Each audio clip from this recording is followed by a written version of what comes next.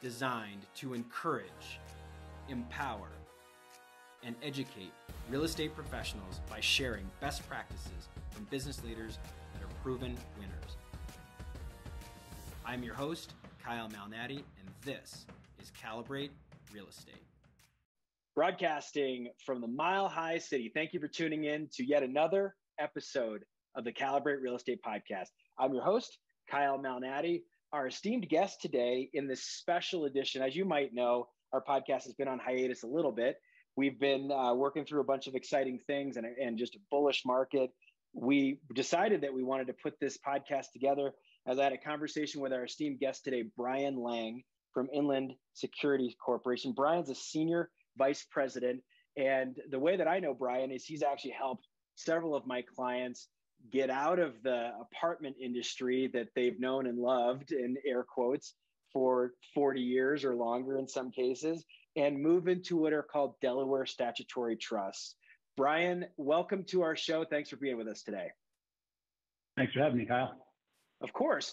And what we're going to do after we kind of tee this up, we're going to have towards the second part of our interview, an actual full long stream presentation that you did just a few days ago at Del Frisco's for a raucous group of voracious learners that wanted to learn all about DSTs.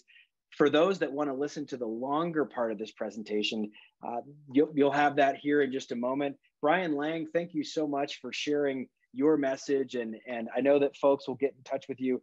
Like I said, we'll have your contact information here on YouTube at the bottom of the screen, and then also part of our show notes. So without further ado, here's Brian's full presentation. And just know that there are obviously financial disclaimers here. We'll go through all that, but listen in and enjoy the show. Just background and history on who Inland is. Actually, a pretty unique story about how the company was founded. Actually founded by these four guys here, four school teachers in Chicago. All four guys started teaching at the same time, and back then they were paying you on the 9-month calendar school year versus 12. So they got to the end of that first school year and sort of looked at each other, and they said, how are we going to survive the next couple months without a paycheck? Well, one of the guys in the group said, I don't know, why don't we dabble in real estate? So that summer they went to their family and friends and neighbors, and they pulled together about $5,000. With that, they went out and bought a duplex in Chicago. Started doing some tax-deferred 1031 exchanges, and long story short, within about 8 years, they became the largest owners of apartments in all of Chicago. 4 years into it, they all quit their teaching jobs and went full-fledged into real estate. That probably paid the bills a little bit better at that point in time. But a pretty crazy story to think about. 55 years ago, the four partners of the firm owned and managed literally $5,000 worth of real estate. Well, fast forward to today, and through that period of time now, Inland has owned and managed more than $50 billion worth of real estate in the U.S. We're actually the fifth largest privately held owners of real estate in the United States. And until about a year, maybe a year and a half ago, we were actually the largest owners of apartments here locally in Colorado. Obviously, as many of you know, it's been a good time to be selling real estate over the last 12, 18 months here. So we've started to kind of divest some of our holdings and maybe just go to some other areas of the country where potentially we're seeing just some better values and maybe just more demographic flow. And we'll talk a little bit later on just about sectors of real estate which we like, geographic areas of the country where we can still be bullish. But I think too, and importantly, being in business for 55 years, we've had the ability to manage through a bunch of different and unique market cycles. As we kind of look at market conditions today, rising interest rates, inflationary period of time, are we in the latter stages of this real estate cycle? I think we certainly are. We absolutely want to be very selective with the different types of properties and assets that we're buying, just given current economic conditions. So again, we'll kind of hit on that a little bit later. I'm going to jump back to this a little bit later on when we talk about cash flows and total returns. On exchanges. Okay, so I'll just kind of hit on this pretty high level. Essentially, it's just a little tiny part of the IRS tax code that allows an individual to sell a property that they've owned. As long as we've held that for business or investment purposes, we can take those proceeds and reinvest those dollars into another asset for business or related purposes. So it's a pretty broad definition as far as what actually qualifies for a 1031 exchange. The only type of property that I say absolutely never to is a primary residence. With primary, you can use an exclusion if you've got gains over 500,000. Those first dollars up to 500 grand are tax-free, but you've got to pay tax above and beyond that. With the 1031 code, typically residential rental assets, commercial buildings, land, pretty broad variety of what you can utilize the 1031 code for. A lot of times, even a secondary or vacation home will technically qualify for the code itself. Big benefit of the IRS tax code is the ability to defer taxation. Pretty simple, right? I think there's a common misconception out there that if we've got a rental property, we're going to go out and sell it and pay tax, we're just going to pay our capital gains tax and that's it. The IRS actually hits you with 4 different levels of taxation. So we've got a capital gains tax, we've got a 25% depreciation recapture, we've got our state tax where that property is located, and then we've got our Medicare or Obamacare tax on top of that as well. So you may not be paying the top marginal at each and every one of those 4, but typically what we find for somebody that's just cashing in, they're going to take their money and run and pay tax, usually you're going to pay somewhere between 30 to 40% in taxation. So a pretty significant chunk of change of the gain at the sale of the asset. The benefit of the 1031 code, and it's kind of funny that the 1031 tax code has been nicknamed swap until you drop, in the sense that you've got the ability to defer. You pass away, and beneficiaries get a full step up in basis. I was doing a presentation a couple weeks ago out in Littleton, and started talking about the swap until you drop, and then somebody piped up, he's like, I've heard it's defer until you're old and then cold.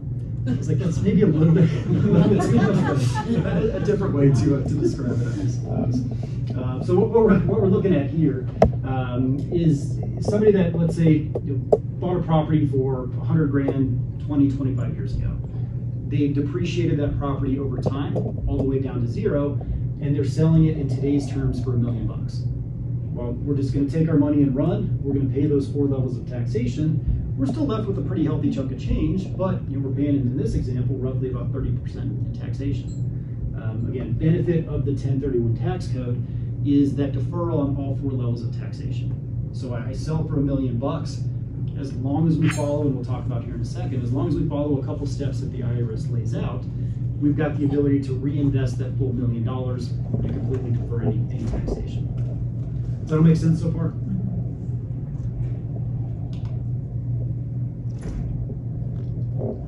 Something else that I'll hear from time to time as well, and many of you probably as well, we've got to make a like-kind exchange. What does that mean? I've got a residential rental property. Do I have to do a 1031 exchange into another residential rental? Really, the definition of the code is reinvesting for business or investment purposes.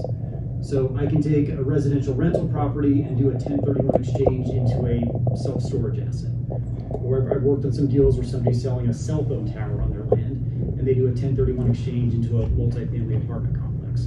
So it is a pretty broad definition. It doesn't have to be land for land or commercial for commercial, residential for residential. Again, really anything utilized for business or investment purposes qualifies for that exchange. A few of the rules that we need to follow through this process itself. So I'll use the example that you've got a residential rental property. You're still going to go out and work with your realtor or commercial broker to go out and get that property listed and under contract. One thing that we need to do through this process is we've got to set up a middleman. Basically what the IRS says is at close, when we sell that property, if we take receipt of those funds, so if those dollars go to a checking account, a savings account, another investment account, the IRS says we've taken receipt of those dollars. We can no longer do a 1031 exchange. Everything is then taxable at that point in time. So we've got to set up, almost think of it as a title or escrow company. They're called qualified intermediaries. What these QIs will do is basically they'll work with the title company, where property sells, money still goes through title, but then the proceeds go over to the qualified intermediary, and they'll hold on to those funds. So that way you're not taking receipt, you're not touching them. Inland does not act as the qualified intermediary. There's a couple large Fortune 500 companies that I work with here locally.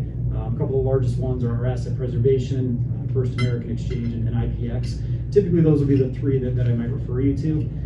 From our perspective, we don't really care who you use, but as long as you use somebody, and we've got to set that up well in advance. shouldn't say well in advance. But best practices are once you go under contract, so maybe 30, 45 days away from close, at that point get everything set up so that way the sale and the transaction goes very smoothly. Dollars go over to the qualified intermediary. I'll get still probably 2-3 calls a week from somebody that says, hey, I sold my property, I want to do a 1031 exchange, what do I need to do? My first question always is, well, where are the funds? Unfortunately, when I get those calls, more often than not, the answer is it's at my bank account. From there, it's a pretty quick conversation. There's a couple other strategies that you can utilize. We'll hit, as we're done here, a little bit on qualified opportunity zones, because I think that's another great tax strategy for failed or blown 1031 exchanges or gains on sales of other assets. But long story short, we need to make sure we set up an intermediary in advance of the sale. Hey Brian, yeah, what's a reasonable fee on that? So with everything, the cost has gone up. Right now, what I'm seeing for the most part is somewhere between maybe $1,000 and $1,500, and they'll allow you to do maybe 3 different exchanges. So if you sell for $1 million, you could buy 3 different properties, and then it's all kind of that flat fee. My brother just did one in land title. It was $800. Okay, perfect. Yep. Advertisement for land title. Hey, there you go. We can take it. Absolutely. Yeah, no, I know Casey over there is the contact for them here locally. Yeah, and they'll all be a little bit different. They just charge a flat fee. They don't take a percentage. They take that out of the proceeds at sale. But again, it's kind of interesting with qualified intermediaries out there.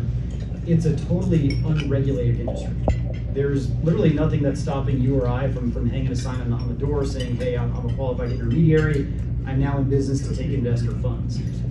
We saw this actually, one of the worst cases that played out was about 2007, 2008, and it was a guy locally here that said, hey, I'm a qualified intermediary, I'm gonna start taking investor money. Well, started taking capital in, said he was hanging on to the funds. I forget the exact amount of money that he accrued, but once he had that amount, he skipped town. It was like $30 million. It was something pretty crazy. Oh wow! He had an office space and I leased it. Yep. It was nasty. But the sob story with that stuff is he took off. Eventually, he was caught. I think he tried to go to somewhere with no extradition laws with the U.S. But they eventually caught him and brought him back and prosecuted. But the crazy part was, not only were investors out those funds, but the IRS still came after them because they didn't complete their 1031 exchange. Oh wow! So that tax bill still came due.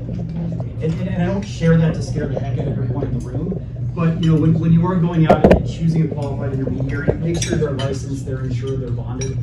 It's not somebody sitting in their mom's basement that just says, I'm going to go out and then start doing this. Again, always happy to kind of refer that out if anybody does need help with that. So property sells, money goes to the qualified intermediary, and now the clock starts ticking. We've got 45 days to go out and identify potential replacement property. Through this 45-day window, we can do a couple different things. There's actually a few different rules we need to follow. The 2 most common things that people do, there's something that's called a 3-property rule, which allows you to identify 3 different properties. Property 1, property 2, property 3. There's another one that's called the 200% rule. What the 200% rule allows you to do is identify 2 times what you just sold for. So if I just sold for $1 million, I can identify $2 million worth of replacement property.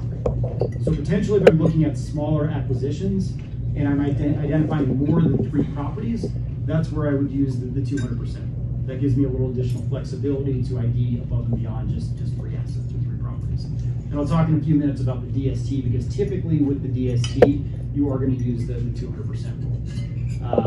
The other rule that I don't think I've ever seen it used, there's something that's called the 95% rule. What the 95% rule allows you to do is you can identify as much as you want. Identify 100 properties, but you've got to close on 95% of what you've identified. Whoa. Extremely tricky to do. Like I said, I don't think I've ever seen that done. Very commonly, it's a 3-property or the 200% rule.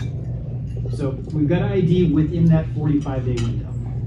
At midnight of day 45, once that period expires, you cannot identify anything new. So if you use the 3-property rule, I think it's always a good idea. Go find 3 assets. go find something locally, use one of the DSTs as second or third as almost a backup or fail-safe. But you're essentially locked in to what you've identified within that 45-day window. You've got to close on at least one of those properties. So if I identify 3, I don't have to buy all 3. I do have to buy one of the ones that I identified. Going back then to day 1, you've got 180 days to close or invest in that new asset or the new property itself. So 45 to ID, 180 days, or I guess 135 additional days thereafter to close or invest on that new asset. Like I said earlier, you've got up to 180, but it does have to be one of the properties that you identified. Does that make sense? How would you identify it? Who do you tell that you've identified? How's that? Good question. So that's where the qualified intermediary is going to come in. They've got a 1 or 2 page form, and they ask you identify the properties. So there's a checkbox that says, are you using the 95% rule, the 200% rule, or the 3 property rule? And then you're just listing out the physical property addresses that you could potentially acquire. I think the rule with the IRS, it's got to be an unambiguous identification, meaning that you do have to list the physical property itself. So for instance, even with inland, you couldn't just say inland DST. What we do is we give you the physical property address or addresses, and then can break down the fractional ownership of those, the size of that total portfolio. So you basically do need to be locked in. You need to get that in their hands by midnight of that 45th day. A couple just additional do's and don'ts with just the 1031 rules themselves. We've got to replace the full value of real estate that we just sold. Again, this is something that sometimes people get confused on. Let's say I've got a property for $1 million and I sold it, but I had a $250,000 mortgage. So at close, I'm going to pay off my $250,000 mortgage. I've got then $750,000 of equity that goes to the qualified intermediary. If I just take that $750,000 and buy something else, I didn't replace that full $1 million worth of real estate. So it'd actually be taxed on the difference. That $250,000 is my tax bill. So a couple things have to happen.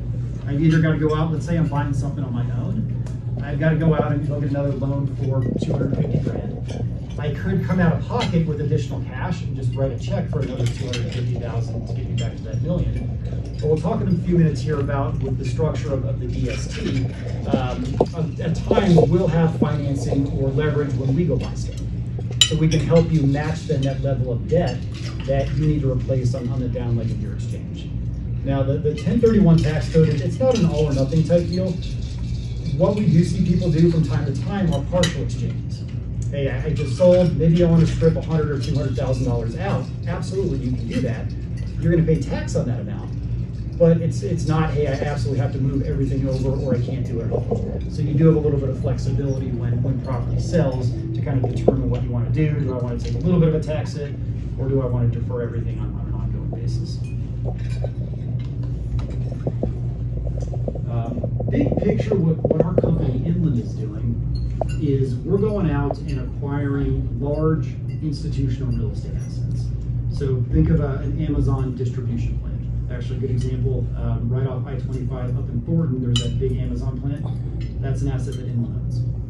So we'll go out and acquire an Amazon distribution plant, maybe Class A multifamily apartments, portfolio of self-storage assets. So Inland will go out and buy something like that first with our own money. As we buy that property, we drop it into then a trust, which is called a Delaware Statutory Trust, or a DST for short. Everything that we buy inside of the DST structure is stabilized, occupied, and cash flow. So we're not going out and doing ground developments. We don't buy, for instance, an apartment complex that's 70% leased and try to grow rent and occupancy by giving it a facelift. Really middle of the fairway, pretty conservative types of assets and properties that we buy. Again, stabilized, occupied, cash flowing types of properties themselves. So as we buy this stuff, we own 100% of that building or that property on our balance sheet from day one. Stabilized, cash flowing. Where then we're working with individual investors are those that are going through the process of listing and selling the properties that they own. So again, whether these are rental properties, commercial assets, land, what have you. Well, as long as we follow a couple steps that we just talked about, setting up the QI, identifying within a period of time, what you have the ability to do is you can take your proceeds at sale and then buy a fractional interest in this large institutional type of investment that Inland is going to own and manage for you. So in its most simplest form, almost like the DST, it's a pretty unique way to continue to invest in real estate, but you're just doing it in more of a passive manner. And I think candidly there's pros and cons to the structure of the DST. Two things that I always want individuals to be comfortable with as they transition from, hey, I've been doing this on my own, to now I'm going more passive. Obviously, number one is you are giving up control. Previously, you had more say over your property or building itself.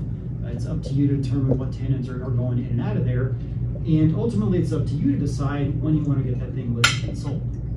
With the DST, to a certain extent, what you're doing is you're putting your faith and confidence in Inland as the property or asset management company to underwrite the assets correctly, to be managing them appropriately, and then to sell at the right time.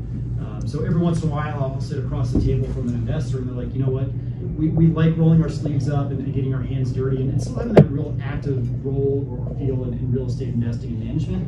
And if that's the case, that the DST is not for you. You know, go out and keep doing it on your own. This is going to be something where it's just going to kind of chug along. We're going to pay you out a check in the mail on a monthly basis. And really that's your extent of the involvement until we sell the asset. So number one is, again, be comfortable with that hands-off, lack of control, check in the mail type of investment. And number two is the timeline. How long are we going to actually hold these investments for, these properties for, before we want to go out and market and sell? Very commonly, the time horizon is about 5 to 7 years. From the time you invest to the time we want to go out and then sell. Could be a little bit shorter. We've sold offerings, and coincidentally, probably the shortest one we had was here locally in Denver. We had 3 apartments pretty close to St. Joe's Hospital downtown. When we bought that, we managed it for about 18 months, and Blackstone, the largest owners of real estate in the U.S., came to us. They gave us about a 40% offer above what we paid for it just 18 months prior. When you get an offer like that, you sell it. So those investors that were in that particular fund, they got not only their principal, but that 40% appreciation back just 18 months later. And I'd say 99.9% of them just did another 1031 exchange into a different DST at that point in time. So, you know, it certainly could be shorter than that 5 to 7. What could cause it to potentially be a little bit longer? Obviously, if market valuations or real estate valuations or market conditions go back a little bit, we could potentially hold it for a little bit longer than that 5 to 7 year window. Can you explain the time frame, the 180 days? So if I do an exchange like this, identified one of the properties that you're going to do, but then for whatever reason you guys don't close on that. So then I go, I've gone past my 180 days. Good question. How does that work? Yeah. So the cool thing with the DST is Inland already bought the asset. So we've closed on it. We own 100% of that. Before we go out and raise money from investors that are going for 1031 exchanges, we already own that property. So there's absolutely never a scenario where we're not going to close on it because we've gone out and used our money to basically buy it. And if you want to think about it then as well too, we're probably not going to buy stuff that we're not comfortable owning 100% on our own versus just going out and trying to raise capital. Because I do get that question, hey, you guys have for instance, we're raising capital right now in an Amazon building. It's actually 2 properties, but we acquired it for $275 million. Well, what happens if you guys don't raise $275 million of investor capital? We own a chunk of the deal. So again, as we underwrite it and we go acquire this stuff, we're going to make sure we're comfortable with it, so we don't run into that situation or that scenario. Good question. So yeah, like I was saying, kind of the 5 to 7 year window with this stuff. Interestingly, one of the rules that the IRS set forth is if we have financing on a property, we've got to sell before that loan or before that financing comes due. So we actually do not have the ability to refinance. Essentially what happened is when the IRS put their stamp of approval on this structure, they didn't want us to hold these things in perpetuity. They always at least wanted the ability to collect some tax revenue. Now people can continue to 1031, but they didn't want us to hold this for forever. So let's say we go out and buy a multifamily apartment complex for $200 million. We may put $100 million of our own money down and then go get a loan for that other $100 million. So when we get a loan, we use 10-year financing. So that way I know we'll also never hold anything for longer than 10 years. We've got to sell by year 10 because we can't refi. We obviously don't know exactly what the market's going to look like 10 years from today either. So typically we don't like waiting until year 8, 9, or 10 to sell, because what happens if you hit a recession in year 9 and then all of a sudden you're kind of forced to sell at that inopportunistic time. So that's why very commonly that 5 to 7 is really the sweet spot for this stuff. Now it is going to be, for all intents and purposes, illiquid for that 5 to 7 year window. So we don't necessarily set aside capital to buy investors back out. You've got to make sure that you've got that time horizon, where again, you're going to just collect income along the way. You're going to participate in a little bit of appreciation at sale or at close.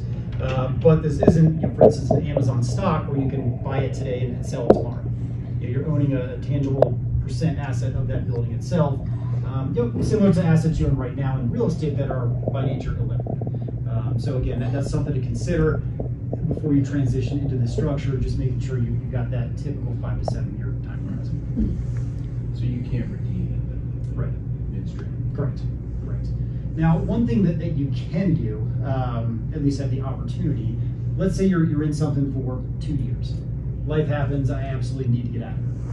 What we will do is we'll send a letter out to the other investors inside of that DST and say, hey, somebody's got $500,000, for instance. Would anybody be interested in buying them out? At that point, we take a step back, and whatever the two parties would want to negotiate is totally up to them. Maybe somebody offers $400,000, and that price is fine, and you want to sell out. So we'll try to do everything in our power to match them up with a potential buyer, but it doesn't always necessarily guarantee that there's going to be that buyer on the other side of the fence. And like I said earlier, that's why we do see at times people do partial exchanges. I'm going to strip a little bit of money out. Maybe I need $100,000 for just some shorter term liquidity, but then I'm going to defer and roll the remaining amount into the structure. Typical life cycle or phase with the DST. Phase 1, for the most part, really is on the inland side. As I mentioned a little bit earlier, we're going to go out and we're going to do our due diligence on the asset. We're going to underwrite it, make sure it's something that's performing and comfortable, that we're comfortable with owning on our balance sheet from the get-go. I think this year we've probably looked at, gosh, I guess $25 to $30 billion worth of real estate in the U.S. We're going to buy about 2 to maybe $2.5 billion of that. So very selective with the different types of properties and assets that we're acquiring. So it'll go out, we'll do the underwriting, we'll buy the asset on our own balance sheet. And then what we do is we basically do our filings with the SEC. We've got it put together, it's great reading material if you have trouble sleeping at night. It's about a 300-page private placement memorandum. But what that does is it really details the entire investment program and asset itself. Not only where the properties are located, if there's financing on it, what the loan terms are, demographics in surrounding areas, kind of job growth, really, I think a really good picture of what type of property and what asset you're getting into. And then in the back of it, we also project where occupancy is, where we believe occupancy will go, what type of rent growth, and also the cash flow projections during a hypothetical 10-year period. So to the best of our ability as we underwrite this stuff, we try to make it as certain as we possibly can, so there's no surprises along the way. All of these assets are insured. Typically there's business continuity insurance, and we've got cash reserves in place to kind of cover the what-ifs as well. So that's really all part of the process. Once we buy it, we've got to do all the diligence on our side to then go out and kind of launch the deal and bring money out or start raising capital from the public itself. This type of investment, it is what the SEC considers a securitized investment product. So that's why everyone in the room here, we can't go out and work directly with individual investors. So we do have to go through a registered investment advisor or a independent financial advisor. Essentially with this stuff, what we will do is we'll put that 300-page private placement memorandum together, but then they need to do their due diligence on the individual investment as well before they're able to put it in front of you as a potential investor. There are suitability standards and requirements, and a lot of that suitability falls on the shoulders of the financial planners out there, essentially to make sure that this isn't something that you shouldn't be getting into. So therefore, what we call accredited investors. Accredited investor is either going to be a million net worth, which can encompass everything you own, so all real estate holdings, savings, checking, investments, 401k, what have you. Just can't include your primary residence. But aggregate of $1 million, if you don't hit that, you can qualify then on income as well. If you're married filing jointly, the income's 300 grand. If you're single, it's 200,000. So on our investment paperwork, you're just checking a box saying you're an accredited investor. But where the due diligence process kind of lies is on the shoulders of those financial advisors out there that we work with that can put this stuff in here. So again, kind of a securitized type of investment. But we will go out, and there's a question on there first. We'll go out and launch the deal to the public at that point in time, start raising capital from investors, and let's say we buy something for $100 million. We can then only raise $100 million of investor capital. Once we hit that $100 million, we close the offering down. We say that the deal is fully funded or fully subscribed at that point in time, and then we move on to the next one. At any point in time, we want to have maybe 3, 4, 5 different DSTs, and we'll talk about it here in a second, open and available for investment. Because we do like to give investors the opportunity to diversify, whether it's across different sectors of real estate or maybe just geographically across the country as well too. But most of this, like I said, is kind of on inland side. Once we hit, in my example, that $100 million capital raise, we close the fund down. And at that point, really, our property management and asset management team takes over. What we'll do is we want to obviously make sure we're maintaining the properties themselves.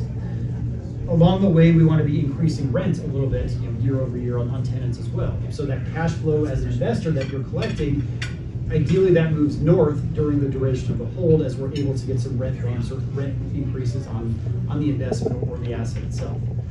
So typically, kind of phase 2 of the DST, we're really just doing everything in preparation of a sale a couple of years down the road. And that really takes us to phase 3 here, is going out then and selling the asset. In a very normal market or environment, we typically want to give our investors maybe a 45 to 60 day notice. Hey, we've agreed on a sales price, here's your proportional interest in the appreciation or gain on the sale of the asset. Then ask you, what do you want us to do with the proceeds? Well, if you're choosing to do another 1031 exchange, as silly as it sounds, we've got to send the money back to a qualified intermediary. If you want to re-up or reinvest with Inland, you've got the ability to take that and pump back into the DST. There is some flexibility at this point in time as well too, because using us or the structure of the DST doesn't always lock you into using us either. You do have some flexibility if maybe it's more of a buyer's market locally.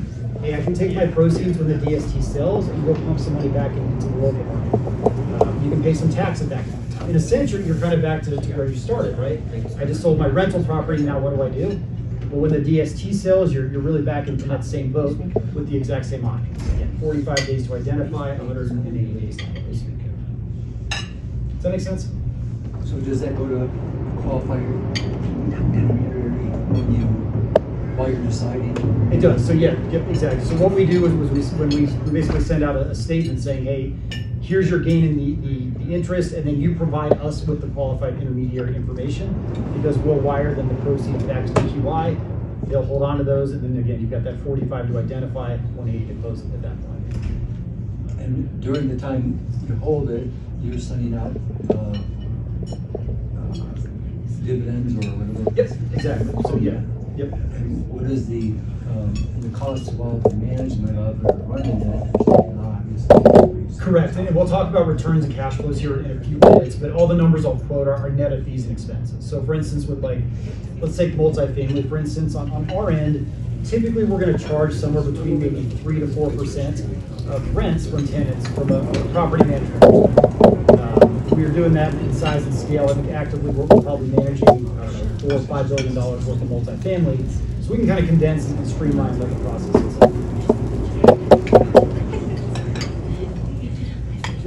This is always the worst part for me. It's just sitting here, having to smell this and just watch this go on. Right? Yeah. Really good.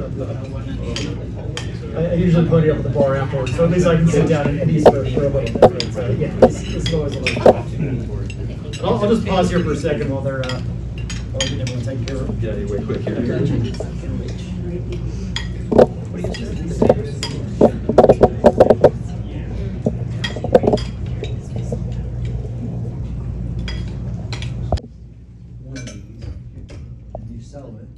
guys, Inland sells it, I roll it over directly into the next one, or does it go to the QI? It's the IRS, they always want a paper trail. So I agree, you should be able to just make it easy, but they don't want to make it easy. So everything goes to the QI. Exactly. And I think that the precipice behind that is ultimately, again, they want at least the ability to tax people. So if they're like, hey, if we send it back, at least at that point, potentially, if somebody doesn't re-up and buy something else, then we can have that tax come due. But yeah, everything's always got to go back to the intermediary. We'll hit on just a few of the benefits of this stuff, and I think we talked about most of it, but obviously, in my opinion, typical investor that comes our way for this stuff is just somebody that's getting a little bit older. They've owned their asset for X number of years. They're tired of being a landlord. They're tired of getting the calls on Christmas Day and New Year's Eve that toilets are leaking, roofs need to be repaired. They want to get out of the T's of real estate that nobody likes, right? The toilets, the tenants, the trash. Afford the T's of life that you want to do, whether that's travel, tea times, tennis, tequila, the finer things in life out there. Again, going to be more passive, check in the mail type of investing, but that is really the appeal with this stuff, is just not having to deal with that day-to-day headache of being that landlord going forward. Also just getting access to institutional types of real estate. Not many people out there can go out and buy an Amazon distribution plan on their own, but this is an opportunity where you can own your little piece of the pie. Your 1%, your 0.5% of a large institutional real estate asset. Again, you're not going out just buying another rental property in the local market. It's a way to kind of divest or diversify into different pieces of real estate. Limited liability as well, and this is kind of cool how the DST works. I talked a little bit earlier about how we've got to replace that full value of real estate that we just sold, right? So at times, Inland will go out, and as we buy stuff, we'll get a loan. So the example I used, we went out and bought a multifamily apartment portfolio for $200 million. Well, maybe we put $100 million of our own money down and then get financing for that other $100 million while they're safe for in that scenario, so we've got about a 50% loan to value in that scenario. Well, earlier we talked about, hey, I sold for $1 million, right? But I had a $250,000 mortgage. So I've got a 25% loan to value. Again, I'm paying off my mortgage at close. I've got $750,000 of equity to go reinvest. So what somebody can do is they can take a look at the different DST offerings that Inland has open and available, and we can help you offset or match that level of debt. So my example, we sold for $1 million, we had a $250,000 mortgage. So we've got to replace now a 25% loan to value. Well, what I can do is I can take a look at those different offerings that Inland has, and I can say, hey, half of that I want to go out and put in this Amazon deal that's all cash. So we didn't line up any mortgage, we wrote a check and bought it on our own. Inland's got another deal, let's say it's a multifamily deal that's levered at 50%. Well, I can take the other half of my money and invest in that deal that's levered at 50%. So I've got half of my money at an all cash deal, half of my money at something levered at 50. We've just blended you then at a 25% loan value. So your 750 of equity, by diversifying into those two portfolios at two different leverage points, replaces that full $1 million worth of real estate.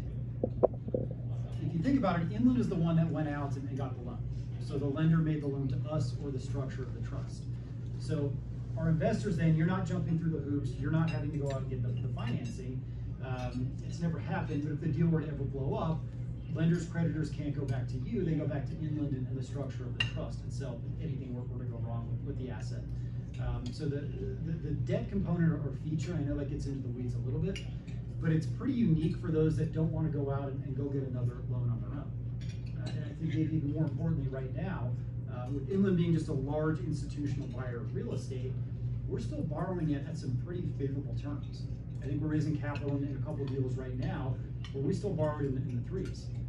Somebody that's going out and maybe you've sold and you're just buying another rental property, what's the 30-year fix? I think is hovering around 7 or so, isn't it? So having the ability to just have that financing, which again, Inland is taking care of that mortgage payment for you, but having a lower interest rate versus doing it on your own, I think is a nice benefit to investors out there. Diversification as well. like I mentioned, at any point in time, we want to have maybe 3, 4, 5 different DSTs that are open and available for investment. So for instance, right now we've got a self-storage offering, we've got a student housing deal, we've got a couple of multifamily assets, and we've got an industrial through Amazon. So we've actually got 5 different DSTs and I think 4 different sectors of real estate. So what a lot of individuals like doing is, hey, I just sold for $1 million. I don't necessarily want to take that full $1 million and just invest in one property or one DST. Well, I can actually split that up. So I can put $250,000 in the student housing deal. I can put $250,000 in this self-storage asset, $250,000 in an Amazon deal, and then $250,000 maybe in just a Class A multifamily asset. So by doing that, your $1 million just bought you 4 different sectors of real estate. You're probably getting some pretty good geographic diversification across the U.S. And if you think about that, more than likely those 4 different programs are going to have different timelines. Maybe something sells in 3 or 4 years, something sells in 4 or 5, 5 or 6, what have you. You're not waiting then on just one liquidity event for one single asset. Every time some of those sell, you've got some options. Do I want to pay some tax? Do I maybe want to go out and buy something else locally? Do I want to just do another exchange into a different DST? So just using the DST as a good diversification tool, I think is beneficial for a lot of individuals that just want to get out of a particular asset, maybe in a particular submarket. And just kind of looking at, like I talked about earlier, Inland Bean has been in business for 55 years. If you can think of a sector of real estate, we've probably owned it. We haven't touched much in the retail and the office space, I think for obvious reasons, over the last handful of years. By and large, where we're bullish right now, we like a lot of the stuff with shorter term lease structures. So self-storage, student housing, multifamily housing. If you kind of think of where we are in the environment right now, inflationary period of time, rising interest rate environment, having that shorter term lease structure gives us the ability to increase rents a little bit quicker. So typically with self-storage, you're going month to month. With some of the other assets I mentioned, whether it's multifamily or student housing, you're typically going year to year. So if we can drive rent then by 3, 5, 7, 9% year over year, we really don't need that property to appreciate a heck of a lot to still be able to make money. So we do like that, especially given today's environment, that shorter term lease structure. Now, that's not to knock some of the longer term stuff. For instance, with Amazon, we'll go out and we'll buy that brand new building, we'll lease it back to Amazon. But typically with that, then we're going to lock them into a 15 or 20 year lease. We'll have our contractual rent bumps along the way. With deals like that, I almost look at those as it's a really nice fixed income alternative. Going to be very stable. I'm not overly concerned that Amazon's going to miss a rent check over the next handful of years. To kind of safeguard, we actually sign the lease through Amazon as a corporation, as opposed to the individual property or asset itself. So as long as Amazon is still in business, we'll continue to collect rent from them on a go-forward basis. In my opinion, the only downside of those longer-term leases is we've got contractual rent bumps, which are great, but more often than not, we're going to have maybe between a 1 to 2% contractual rent bump each and every year through the duration of that period of time. So if inflation remains at 7%, we're probably not increasing rent as quickly with an Amazon deal as we might be able to with storage or multifamily. But again, going to be a lot more safer because I'm not sure you can get a better credit quality tenant than Amazon is in place. But that kind of goes back to the diversification. You see a lot of people say, hey, I want something just really safe and secure. I'm going to throw some money in Amazon, and then potentially to drive some growth and appreciation, maybe look at a different sector of real estate as well. One of the other assets, and it's still technically multifamily, we've been a little bit more bullish on, is they're considered single-family rental assets. Now, it's not buying individual homes in a bunch of different communities, but kind of cool properties. So what a developer does is they buy a plot of land, and instead of doing the vertical build that you'd see with an apartment, they build out 150, 120 individual home sites within a community. So guard-gated types of communities still have a lot of the same amenities that apartments do, in the sense that they still have the gyms, the clubhouse, the pools, again, the look and feel of an apartment, but they have individual homes. So they've got, and they're basically patio homes, smaller backyards. They're still 1,000, maybe 1,200, 1,500 square feet at most, But what we have found is with real estate, especially single-family home prices going through the roof, and now with interest rates creeping north, you've priced a lot of people out of the market. And a lot of it, especially some of those older millennials that today are actually pretty good earners, they don't have the $60,000, $80,000, $100,000 to go put a 20% down payment down on a new home. A lot of them have been renting Class A apartments over the last 5-7 years. Well, this single-family rental theory and model is really the next best thing. Again, they get the look and feel of home ownership. They never have the ability to actually acquire these properties. They're going to continue to rent, but it does give them a little bit more space. So that's an asset that we view should continue to have some pretty strong rent growth on a go-forward basis as housing prices continue to be unaffordable for many areas of the country. We talked about this a little bit as well too, but I think with just the 1031 code in general, a lot of people will look at it as an estate planning tool. You know, we talked about the swap until you drop. This is really something where you can continue to defer those taxes over and over and over again. The only way to avoid paying taxes is to die. I haven't figured out a good way around this yet, but you know, the example that we looked at earlier, we were deferring that full $1 million. Well, we continue to do that. We pass away, and that entire tax bill then is wiped away. So I leave that full value, in our example, that $1 million. I leave that full $1 million value of real estate to my kids, grandkids, whoever, without any sort of tax bill either. So you, with the 1031 code, the swap till you drop mentality or method, again, from an estate planning perspective, might make a lot of sense for individuals out there. Now, with the structure of the DST, what we do is let's say somebody does pass away during the duration of that typical 5 to 7 year hold. We'll do a date of death valuation at that point in time.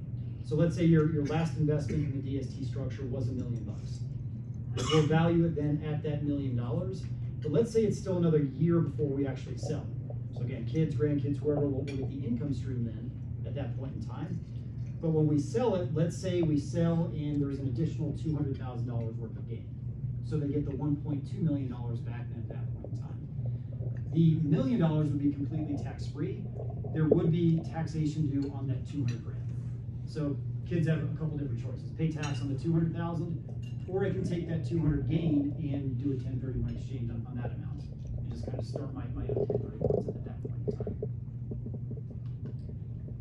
And as far as really an insurance policy goes, we talked a little bit earlier about that 45-day identification window.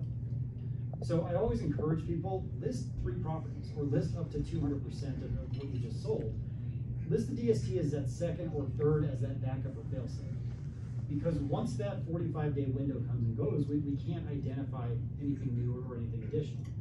So I see it play out quite a bit where somebody sells, they've identified just one local property, and all of a sudden through inspection, something happens, or maybe financing falls apart last minute, and I've only identified that one property, I'm paying tax. So it doesn't cost you anything additional to list this as a backup or a failsafe. Honestly, it might not be your first choice, but typically it's a heck of a lot better than having to pay tax. So like I said, I do encourage people to utilize this as that backup in the event that deal number 1 or property number 1 falls apart. Any questions about any of that? It has to be a specific property within the DST though, right? You can't just... Exactly. So let's say it's, for instance, like that Amazon deal I mentioned. That one's got 2 different properties in a couple different states. So when you're identifying it, what we'd actually do is give you the property addresses for both of those two assets itself. So that's why I was saying typically with the DST, you're usually going to use the 200% rule, because let's say you diversified into a couple different offerings, you're probably going to have 5, 6, 7 different assets in there. So what we do on our side is we say, okay, here's your 100,000 or 500 or 2 million, whatever that amount is. We divide it then by the total size of that portfolio. So divided by $275 million. And that spits out then your fractional interest. So by utilizing the 200% rule with multiple assets, you're typically not going over the 200%. So let's just talk just kind of high level here. What are we trying to do with this stuff as far as cash flows and total returns go? Each offering is going to be a little bit different depending upon where the property is located, the specific sector of real estate itself.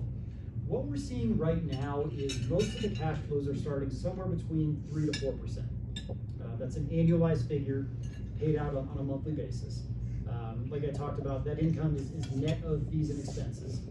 So that is in pocket after everything is said and done. With that income, we are able to depreciate the properties that we own and pass that depreciation through to you as an investor. So the benefit of that is typically the first 3, 4, 5 years of most of these DSTs, through that depreciation that we're passing through, the overwhelming majority of the income is tax-free or tax sheltered. So let's say it's a 3.5% income stream. Well, because we're not paying that back out to Uncle Sam in the form of income tax, your tax equivalent yield might be closer to 5, 6, 7% in some cases. I talked about along the way, it's not a stagnant number. If Inland is doing our job, we're going to be increasing rent, so that income should move north during the duration of the hold itself. And then on the back end, as we sell, you're also going to participate in the appreciation at sale. So between income and then appreciation, our goal with this stuff is really a high single, low double-digit number. 7 to 9, 8 to 10% is pretty typical. I shared the example with the Denver portfolio we sold. It was about 40% return. We're really not our MO. It happens from time to time, but because we're buying these stabilized, occupied type properties, what we have found is even through recessionary periods of time, good tenants pay rent. So the income remains very stable and very predictable. It really allows us to kind of manage through just the ups and downs in valuation. But even managing assets through 07, 09, we didn't see the 20, 30, 40% losses that some other assets did as well, because of the types of properties that we're buying and managing on a go-forward basis. Most recently through COVID, actively, like I said, Inland is managing between student housing and multifamily, probably somewhere between $4 to $5 billion worth of real estate. We collected rent at about a 96% clip. Again, targeting higher end assets, kind of the Class A stuff, where it's going to be a little bit safer, a little bit more secure. But what we found is through the peak of COVID, the overwhelming majority of the tenants had the ability to pivot and work from home. We didn't run into situations where people were asking for forbearance. Now, we could technically go out and buy Class C, Class D stuff, and the cash flows might be a little bit higher, but you're bringing a lot more risk into that as well too. Because with some of those older Class C, Class D things, that's where all of a sudden you had 50% of your renters saying, hey, I don't have to pay rent anymore, I'm not going to. So some of those deals that were paying maybe 5 or 6%, it seemed like almost overnight those got cut to 1%, or the cash flow was turned off until they were able to kind of manage it. So from our perspective, we'd rather be a little bit more conservative with this stuff. We want to ensure that this stuff works out. Like I said, we're not swinging for the fence. It's something that should be pretty steady Eddie along the way. And just every 5, 7 years, give investors the ability to continue that 1031 tax deferral over and over again. Just threw a ton of information at everyone. What questions do you have? Brian, one question on the 180-day timing. Investors aren't dependent on when the deal is fully subscribed, right? It's day of their investment. Exactly. Yep. Exactly right. So yeah, it really, I don't want to say you're agnostic to when we reach that, let's say, $100 million capital raise. Yeah. Every individual investor has their own personal profit window that they're working with. Typically to raise maybe $100 million, it might take us 30, 45 days to do so. Now, one thing I didn't mention, and kind of bringing this up, is what we allow investors to do is once you're about 30, maybe 45 days away from your property selling, so hey, I've got an offer in place, we've accepted it, we're closing in give or take a month. What we can do is actually take a deep dive into the individual offerings or programs, but we can actually knock out the investment paperwork at that point in time as well. So by doing so, what that allows you to do is reserve equity. So hey, I've got $200,000, I like this multifamily deal, we fill the paperwork out and we'll hold on to that equity for you. Because if you think about it, we're raising capital on a daily basis, so these DSTs open and close relatively quickly. But once you have that paperwork in-house, we'll sit on that money for you and wait until you close. Now, it's totally non-binding to you as an investor. If ultimately you're like, hey, we sold, we found something else we want to buy, or you know what, we're just going to pay tax, we rip that paperwork up and just move on to the next reservation, if you will. But it's a good way to essentially ensure that those dollars are yours should you choose to move forward. The last thing we want to have happen is we sell out of the offering right before you close, and then you're scrambling. Crap, now I've only got 45 days to go out and look to identify something. So it is kind of a unique feature to be able to utilize that. How much skin in the game do you guys keep? Like, do you fully fund? You buy a $100 million building, you issue $100 million bucks? Yeah, typically. Or do you guys have something on the line? Good question. Typically, we keep maybe 1 to 2% of each deal, and so here's probably more importantly, how does Inland make money? Because I think that's important too. So yeah, we a little bit through just kind of the property management side of things, but really the lion's share of where we're compensated is on the back end when we sell. We can take up to a 3% commission when we sell a portfolio or an asset. Now, something extremely unique that nobody else in our space does is we will not take that 3% unless we give our investors 100% of their investment back. So that cash flow, that's yours, that's in your pocket, that doesn't factor into the equation. We've got to get you back to that full value you put in, and then we can take our cut. So yes, we'll keep a little bit of skin in the game on these deals, but by structuring our compensation when we sell that way, we kind of figure, hey, the better that we do, as we sell it, the more appreciation that our investors get back, the more money we're putting back in our pocket as well. If we fail to achieve at least a break-even sale, then we're not making anything at sale or at disposition. Do you guys have minimums? I know you qualify. Yeah, good question. Rule of thumb is about 100,000. Okay. With that said, it's not a hard set number either.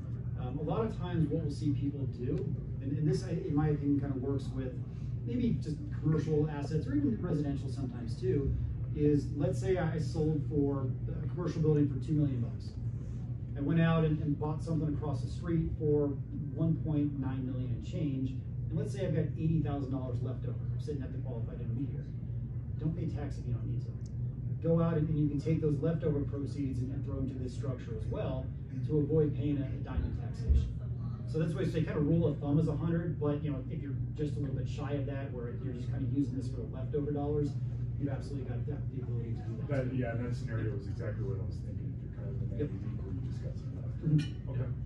And I think the other thing, I know Bob's working on one of these with a couple clients, we can take just cash investments into this space as well. So where we're seeing this, just obviously with a lot of the market volatility out there right now, with equities moving up and down, people are just looking for other alternatives. So the minimums for just a straight cash investment are a little bit lower. They're at $25,000.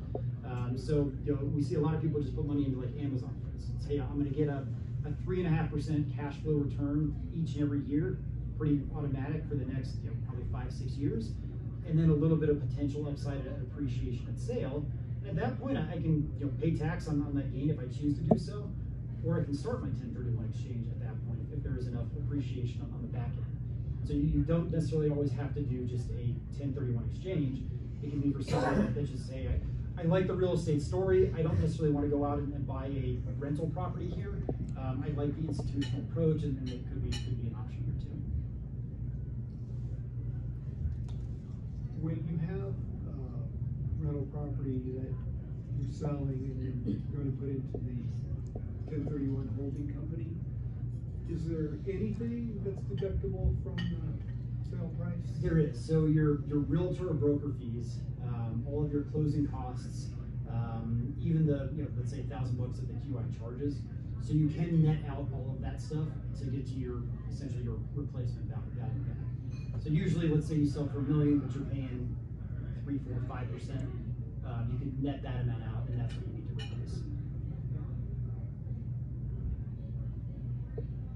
Last thing I'll hit on too, because we just I briefly mentioned just some other strategies to avoid paying tax, which is always good. Has anyone heard of qualified opportunity zones? So pretty unique story. These actually came along when the 2017 when the Tax Cuts and Jobs Act came into play. You can use it for real estate, but basically with this stuff, what we're doing is each governor across the country were designated X number of sites or zones where they wanted to spur economic development. So traditionally, these were areas where you had poverty levels were a little bit lower than the national average. Unemployment might have been a little bit higher, but the idea was, hey, let's pump some money into these areas of town and kind of regentrify them. it was kind of crazy. They used a lot of the 2010 census data to designate these QOZ sites. So here locally, you've got like the 4 points, you've got some islands or areas in the highlands and Loda, which today they're actually pretty nice areas, but they still technically qualify for opportunity zone development sites across the country. So the idea is with this stuff, I'm just going to jump forward a little bit, is it doesn't have to be a real estate gain. It can be the gain on the sale of really anything. You've sold a business, you've sold a highly appreciated stock. You can do it, like the example I used earlier where we sold our property but we forgot to set up a qualified intermediary. You can put your gain in this stuff. Now, this works a little bit different where you don't have to replace the full value of what you sold. This is the gain only. So let's say I bought Tesla stock a few years back for 100 grand and it's worth 600,000 today. So I sell it, I can put that original 100,000 back in the bank, but I can take all or a portion of my $500,000 gain and put into an opportunity zone structure. So what I'm doing, a couple different things as far as taxation goes. We're deferring tax on that gain, on that $500,000 gain for 4 years. So we're kicking that can down the road through 2026. It will be, it hasn't yet, but it will be extended actually through 2028.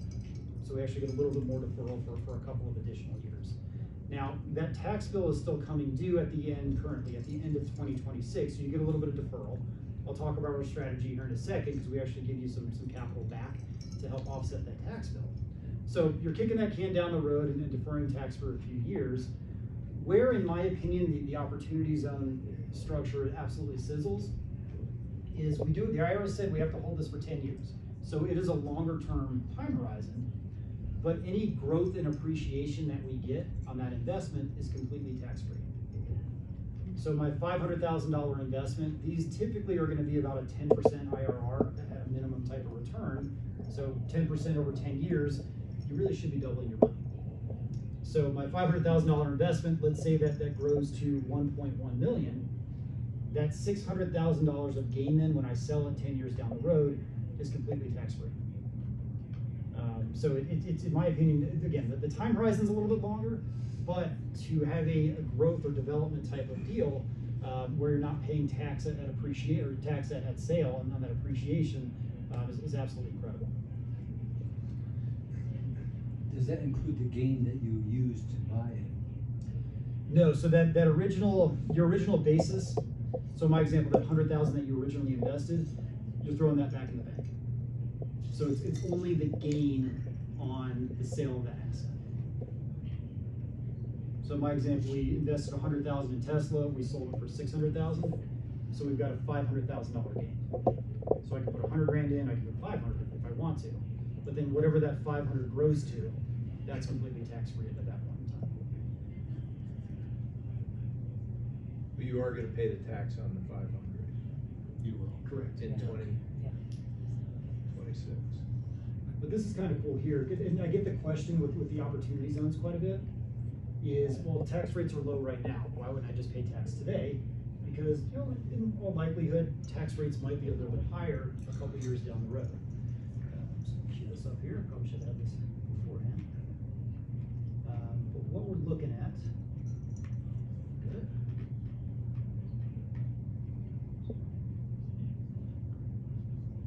Two different scenarios. So I've got a capital gain of $1 million, and I'm cashing out, right? I'm not going to do an opportunity zone. So I'm paying tax today. I've got then $762,000, and I'm just going to put it in the market. Let's say we just invest in the S&P 500. Our targeted IRR for our opportunity zone is 10%, so just apples to apples. We're going to get a 10% return on our just equity or stock investment over those X number of years. So value grows, but we're still selling after year 10, so we're still paying tax again. So we've paid tax once at sale, but now we're paying tax again when we sell that stock a few years down the road. Benefit obviously of the QOZ is we're deferring that taxation. Yes, we're paying tax a few years down the road, but we're not paying tax again. Because again, the benefit of the opportunity zone is we're not paying tax on any of that appreciation down the road. So the question that I get is, and with my example here, we used a capital gain rate at 20%. let's say whether it's 2026 or 2028, that capital gains double. I don't think they're going to, but let's say for argument's sake, the cap gains rate goes up to 40%. You're still well above the game. So you're paying tax at a much higher rate down the road, but because you're getting that tax-free growth and only paying that tax once in the QOZ structure, you're still well ahead of where you otherwise would be.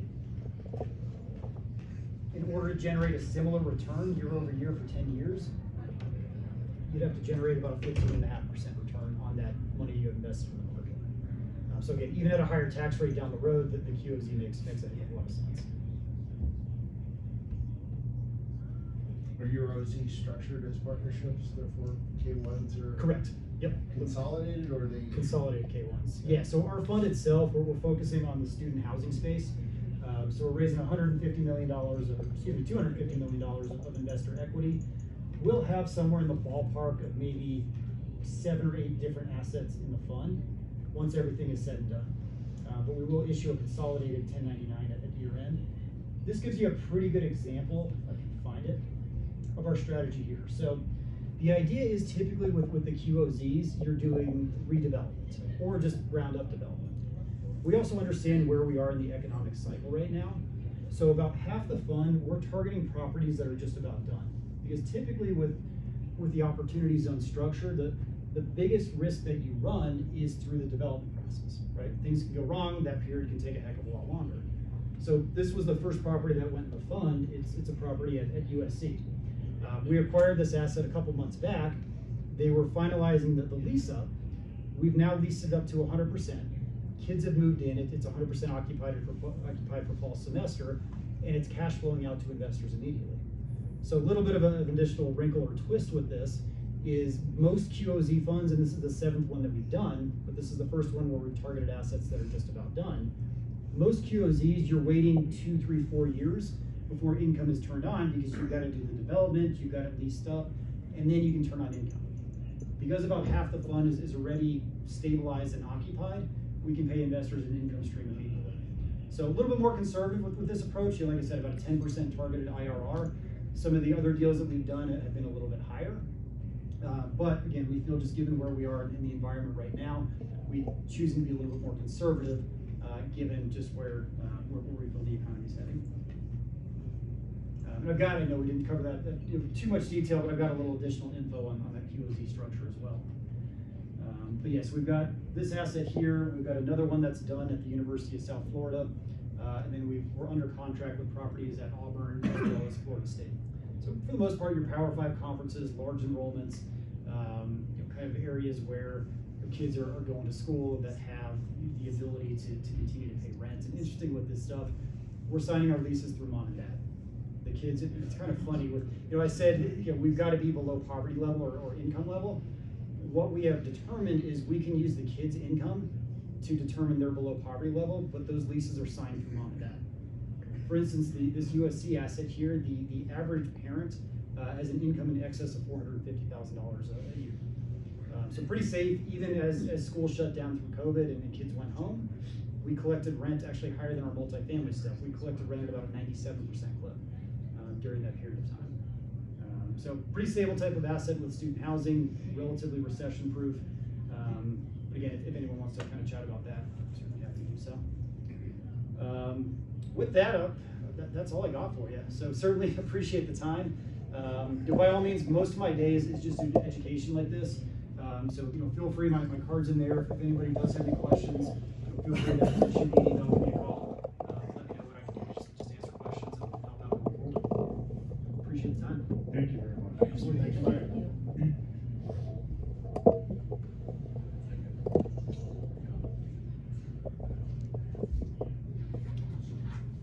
Did they bring dessert in? Yeah. Okay. And wasn't that an awesome presentation by Brian Lang of Inland Securities Corporation? Brian can be reached very easily at B for Brian, Lang, L-A-N-G, at inland-securities.com. Very quick before we end our show, Brian's the real deal. I have had multiple clients work with Brian and Inland, and there's other DST options out there, but Inland, from my perspective, in my opinion, is candidly, they do it the best. One of my clients sold in the past 18 months through Calibrate Real Estate 35, 36 rental properties all over the map in Colorado. And it was a total portfolio of about $30 million. Singular sales, one by one. And we'll have this investor on our podcast in future episodes. They ended up investing 9 deals over $4.5 million into DSTs with Inland. They did other DSTs, they did other private equity syndications, but this is a very experienced long-term family office, very wealthy group that decided they were going to put a bunch of their money into Inland in addition to other things. So this is something I wouldn't ever suggest it to you if clients of mine were actually doing it. So as I always do at the end of our shows, I just want to say thank you to everybody. Continue to listen to past episodes. We're not on the same rhythm that we used to be, where we used to produce an episode every single week, but part of it is a lot of the messaging that we needed to get out there was out there. And I'm just so appreciative of your download. Please rate and subscribe. Please let us know what your favorite episodes are. Just shoot us a note. You can always check out any episodes on Apple Podcasts, Spotify, wherever you download episodes. Of course, calibrate.re.com is our email. I'm your host, Kyle Malnati, and I'm so appreciative of your download. Thank you so much. And as I love to say, we will see you around the neighborhood. Thanks, everybody. Have a great night.